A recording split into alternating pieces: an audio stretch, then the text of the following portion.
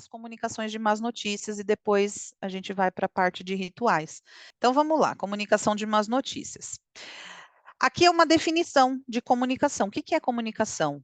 Ela é a capacidade de se comunicar é entendida como uma habilidade de um indivíduo compreender as circunstâncias e expressar de forma apropriada as intenções. Então, eu entendo o contexto e aí eu tento comunicar isso de acordo com a minha intenção. Eu vou dar um exemplo para vocês. A minha mãe, ela conta uma história que quando a minha irmã era bebezinha, um amigo do meu pai faleceu. E aí eles foram no velório. E a minha irmã, ela era bebezinha de colo. Ela devia ter 1, 2 aninhos. E quando a minha mãe entrou na sala de velório com a minha irmã no colo, a minha irmã começou a cantar parabéns para você na frente de todo mundo, porque ela viu as velas no ao lado do caixão, ela viu as velas acesas e ela associou que as velas eram de parabéns para você, e ela começou a bater palminha e cantar parabéns para você. E a minha mãe não sabia onde enfiava a cara, porque ela estava ali no meio de um velório, todo mundo triste, chorando, e a minha irmã cantando parabéns para você, né? Então, assim, o que que isso comunicou para ela? A comunicação foi vela, aniversário, aniversário, parabéns para você. É claro que, neste caso, a minha irmã era pequenininha e ela não tinha essa consciência de intencionalidade. Ela fez na questão da espontaneidade, né? Mas a minha mãe, né, na intencionalidade dela de que ali não era um ambiente, né, entendendo que ali não era o ambiente de se cantar parabéns para você, o que que a minha mãe faz? Segura a mãozinha da minha irmã e fala para ela ficar quietinha, né? Como forma de não, aqui não é lugar. Então ela tenta comunicar em cima de uma intenção, que é não estamos no lugar do parabéns. Aqui é um lugar que tem vela também, mas não é de parabéns. Então, para a gente comunicar o que a gente quer dizer, a gente vai precisar olhar para esse contexto, olhar para o que a situação pede da gente. Não é uma coisa fácil, tá, gente? Eu falo que a comunicação, ela é uma arte. A gente conseguir comunicar aquilo que está na nossa intencionalidade e o outro compreender é uma coisa muito desafiadora. E quando a gente fala no contexto da morte, eu acho que se torna mais desafiador ainda. E aí a gente vai precisar entender que uma má notícia sempre vai ser uma má notícia. Não tem como a gente transformar uma má notícia em boa notícia. Sempre vai ser uma má notícia. A diferença vai estar aonde? Vai estar na forma de comunicar, né? Eu posso comunicar de um jeito mais agressivo, eu posso comunicar de um jeito mais cuidadoso, enfim. Mas a questão é, sempre vai ser uma má notícia. E sempre que a gente olhar, né, para esse lugar de perda, a gente vai precisar olhar para algumas questões, que são essas aqui que eu vou apresentar para vocês, que geralmente nós ouvimos o que queremos ouvir e não o que realmente está sendo dito. E aí a gente vai precisar, né, num contexto de perda, a gente vai precisar desenvolver essa escuta mais aguçada, essa escuta mais ativa. Nós temos tendências de ignorar informações, principalmente as informações novas. Muitas vezes é importante que a gente tenha um tempo, de fato, para ouvir o que que aquele cliente, o que que aquele paciente, no caso de vocês, né, o cliente está querendo dizer, o que que ele tem de detalhe para me trazer, que talvez possa ser importante para eu desenvolver um cerimonial de despedida. Nós não estamos isentos de avaliar a fonte de onde vem a mensagem e também para quem vamos transmitir. É importante, né, a gente entender, né, de onde vem, o que essas pessoas estão dizendo, como que a gente vai passar, né, para não virar aquela salada de telefone sem fio, como que a gente vai transmitir isso, né? Porque dentro da comunicação a gente pode encontrar muitos ruídos que tornam essa comunicação prejudicada. Um mesmo fato pode comunicar coisas diferentes. Por exemplo, um pai que acabou de morrer. Ele era um pai que era provedor, ele trabalhava muito, para um filho, a figura desse pai pode ser a figura de, ele era um pai cuidadoso porque ele trabalhava muito e não deixava faltar nada para gente, nada de material. Mas para um outro filho, esse pai, esse mesmo pai, ele pode ser uma figura ausente. Então, uma mesma coisa, uma mesma ação, ela pode comunicar coisas diferentes. E daí, dentro desse contexto, a gente vai precisar entender quais são esses lugares para a gente entender, né?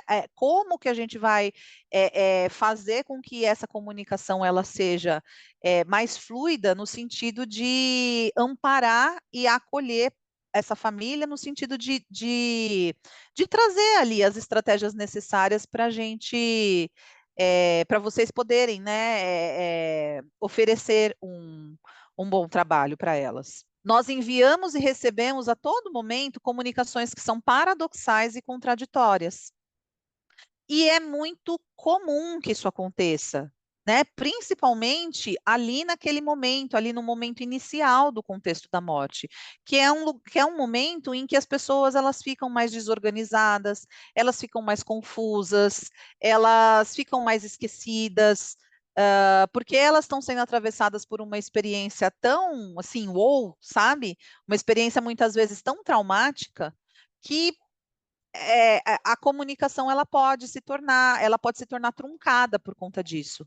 Então a gente vai precisar entender esse lugar também dessa família que está falando com a gente, que está se comunicando com a gente, para a gente também poder ir descobrindo aí, né, o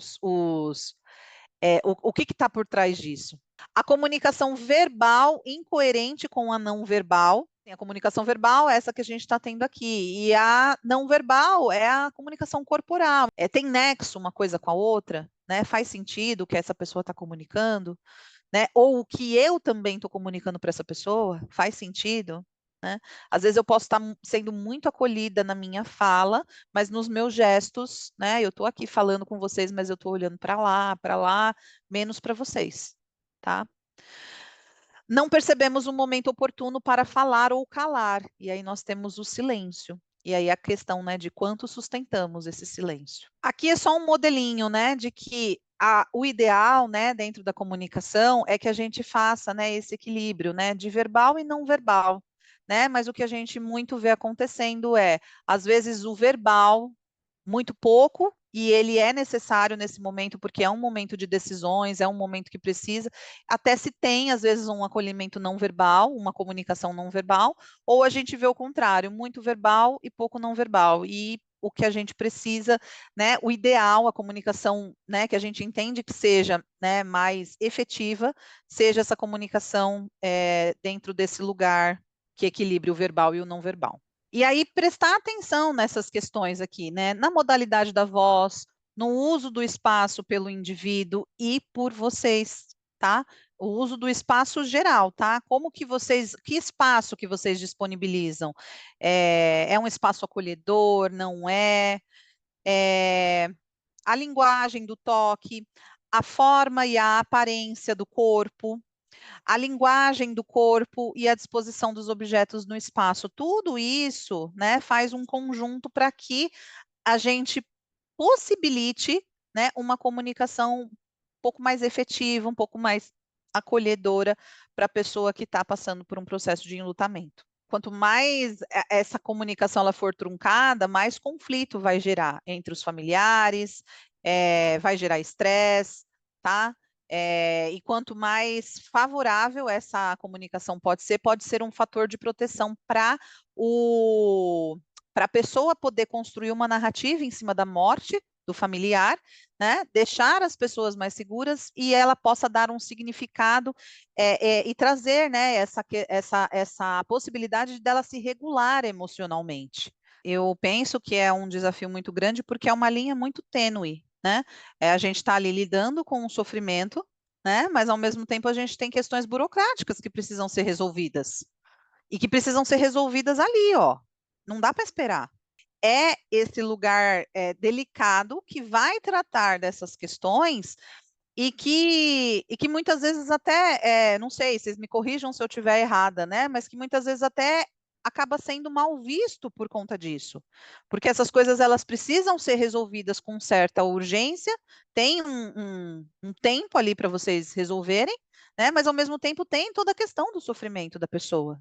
Aqui eu coloquei assim a questão da comunicação mais como uma possibilidade de trazer segurança, porque quando a gente tem uma questão de doença ou morte eminente, a gente tem uma ameaça à segurança da pessoa. E a gente entende que a morte ela é a experiência que mais traz essa sensação de insegurança, de impotência, de eu não posso fazer nada. E nós, biologicamente, nós temos a necessidade de nos sentirmos seguros. Falo biologicamente porque existe toda uma teoria que comprove isso, mas que a gente não vai entrar porque, né, enfim, daria uma outra um outro curso, né? Mas a gente tem essa necessidade de se sentir seguro. E daí a comunicação ela vem muito desse lugar. Como a gente comunica no sentido de levar um pouco mais, né, de segurança, de acolhimento para essa família. Tem um modelo que se chama comunicação Ask, Tell, Ask, que ele vai falar assim, né, que pergunte o que a pessoa já sabe ou deseja saber. A partir disso, você fala, você comunica a notícia ou a informação. Depois que você comunicou, você pergunta de novo o que ela entendeu e o que mais ela deseja saber. E você vai fazendo isso em ciclos sucessivos.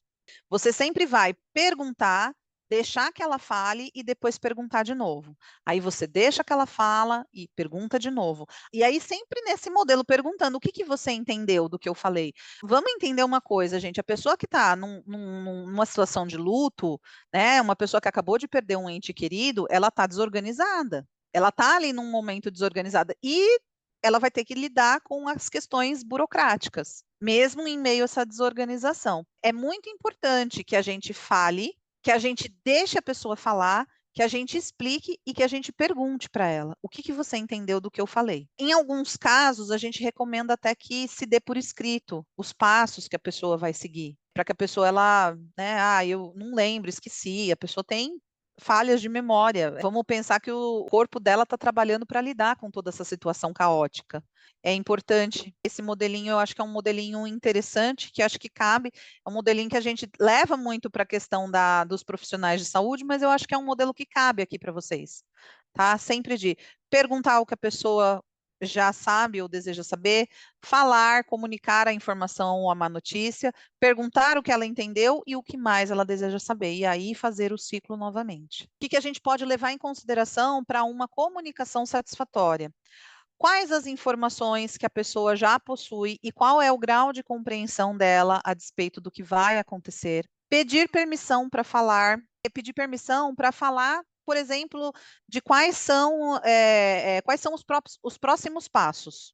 Falar uma informação por vez, né? Então, vocês podem elaborar em títulos ali. Um feedback sobre o que está sendo informado, então é aquilo, né, de perguntar, olha, o senhor entendeu? O que o senhor entendeu? O senhor quer repetir para mim? Um alinhamento a respeito dos próximos passos, que é isso que a gente acabou de falar. Evitar o uso de termos muito técnicos, então às vezes vocês podem usar, né, o termo técnico, que é mais conhecido por vocês aí, né, acolhimento e a validação das emoções. É uma maneira de trazer, né, mais proximidade e validar também a existência daquela pessoa que faleceu. O que a gente espera numa comunicação satisfatória? Validar o medo, olha, eu vou estar com você aqui te acompanhando em todo o processo, eu vou estar aqui perguntando para você do que você precisa. Você vai estar ali, trazer para essa pessoa essa segurança de que você está ali dando esse suporte. Validar a esperança também. Aqui a gente fala muito, quando a gente vai falar com profissionais de saúde, a gente vai falar muito da pessoa que está doente, e aí o familiar acredita que ele possa se curar, enfim. Então, dentro do âmbito da saúde, a gente vai validar a esperança, ainda que a gente saiba que o profissional de saúde saiba que muitas vezes a pessoa tem uma doença que é irreversível, que não tem cura, mas a gente vai validar essa esperança, é o que eu espero, é o que eu também gostaria, do que eles trazem para vocês a respeito da esperança deles a despeito da crença, a despeito do que eles gostariam de fazer. É validar essa esperança bem nesse sentido de o que a pessoa acredita, né? O que a pessoa acredita com a questão do ritual de despedida em si. E aí os desafios, que é integrar a esperança com as informações reais, porque as informações reais, elas têm a questão da concretude da morte, A percepção de sofrimento pode ter uma aparência diferente para cada cliente, paciente ou família. Uma pessoa ela pode entender aquele pai de um jeito e o outro filho pode entender do outro jeito. Então vão ter aí algumas diferenças aí na percepção do sofrimento. Quando a gente fornece para o outro a possibilidade da gente demonstrar de fato o nosso pesar, as nossas emoções mais reais, a gente dá a possibilidade do outro devolver isso para a gente também. A gente dá a possibilidade do outro também ser mais verdadeiro com as suas emoções. E dele responder dessa forma, o que vai ser fundamental para que ele possa vivenciar o processo de luto dele de uma maneira favorável, de uma maneira satisfatória.